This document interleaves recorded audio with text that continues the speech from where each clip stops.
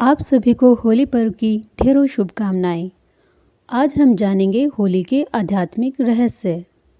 दोस्तों, होली का त्यौहार शिवरात्रि के बाद फागुन पूर्णिमा के दिन आता है और लोग इसे प्रायः 4 प्रकार से मनाते हैं। जैसे एक दूसरे पर रंग डालते हैं, होलिका जलाते हैं, मंगल मिलन मनाते हैं और कई लोग झूले में श्री कृष्ण की झांकी भी सजाते हैं।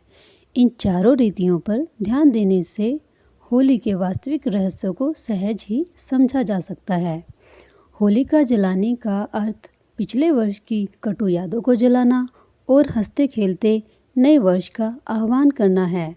उत्तर प्रदेश के कई लोग होलिका दहन को समझ जलाना भी कहते हैं। होलिका शब्द का अर्थ।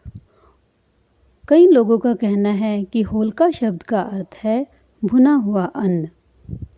होलिका के अवसर पर लोग अग्नि में अन्न डालते हैं और गेहूं और जौ की बालों को भूनते हैं। अतः होलिका शब्द भी हमें इस बात की स्मृति दिलाता है कि परमपिता ने पुरानी सृष्टि के अंत में मनुष्यों को ज्ञान योग रूपी अग्नि द्वारा कर्म रूपी बीज को भूनने की जो सम्मति दी थी, हम उस पर आचरण करें। होली पर रंग।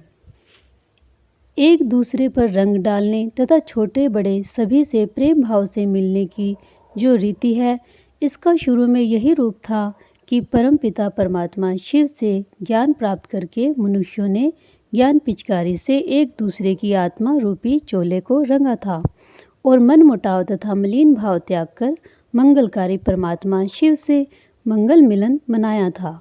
क्योंकि ज्ञान के बिना मनुष्य भला मंगल मिलन मना ही कैसे सकता है। झूले में श्री कृष्ण की झांकी। आजकल होली के उत्सव पर वैष्णव लोग झूले में श्री कृष्ण की झांकी सजाकर उसके दर्शन मात्र को ही पर्याप्त समझते हैं। उनका विश्वास है कि इस दिन जो व्यक्ति झूले में झूलते हुए श्री कृष्ण जी के दर्शन करता है, वह देव पद का भागी बनता है।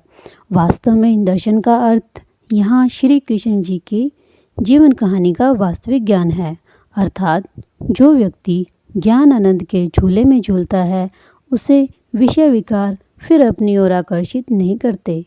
उसके लिए होली का उत्सव मल उत्सव नहीं है, अपितु ज्ञान मंथन उत्सव है। Thanks for watching the video. Do like, share and subscribe Diksha Hub. Press the bell icon for upcoming videos notification.